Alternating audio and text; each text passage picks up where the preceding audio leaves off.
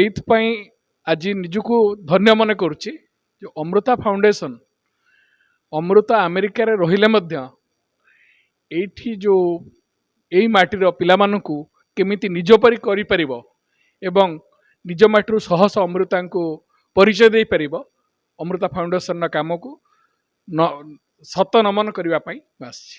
ଯେ ଆମର 100 ଜଣ ପିଲାଙ୍କୁ ଆମେ ଅମୃତା ଫାଉଣ୍ଡେସନ ସାହାଯ୍ୟରେ ହାତ ବଢ଼େଇଛି।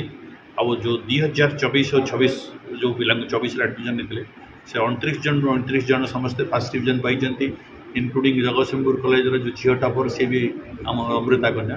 ଆମେ ବହୁତ ଖୁସି। ଆମେ ଭାବୁଛୁ ଯେ ଆମେ ଆହୁରି ବହୁତ ନିଡ଼ି ଲୋକଙ୍କ ପାଖରେ କେମିତି ଅମୃତା ଫାଉଣ୍ଡେସନ ପହଞ୍ଚି ପାରିବ ତାର ଆମର ଚେଷ୍ଟା ରହିବ।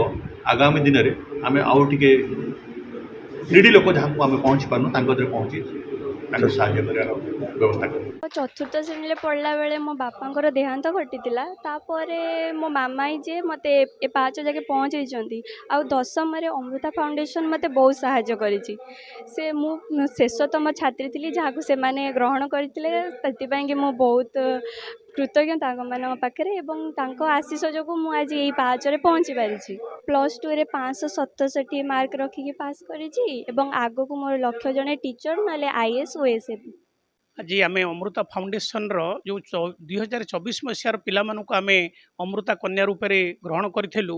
ସୌଭାଗ୍ୟର କଥା ଯେ କି ସେମାନେ ସମସ୍ତେ ପ୍ରଥମ ଶ୍ରେଣୀ ପାସ୍ କରିଛନ୍ତି ଏବଂ ଚଳିତ ବର୍ଷ ସେ ଯେଉଁ 29 ଜଣ ପିଲାଙ୍କୁ ଆମେ ନେଇଥିଲୁ ତାଙ୍କ ଭିତରୁ 5 ଜଣ 90%ରୁ ଅଧିକା ରଖିଛନ୍ତି। ଆଉ ଏଇଠି କହି ରଖୁ ଯେ କି SVM କଲେଜ ଜଗତସିଂହପୁରର ଯେ କି ଯେତେ ଛାତ୍ରୀ ଅଛନ୍ତି ସେମାନଙ୍କ ଶୀର୍ଷରେ ମଧ୍ୟ ଆମର ଅମୃତା କନ୍ୟା ହିଁ ଅଛନ୍ତି, ସୌମ୍ୟା ପ୍ରିୟଦର୍ଶିନୀ।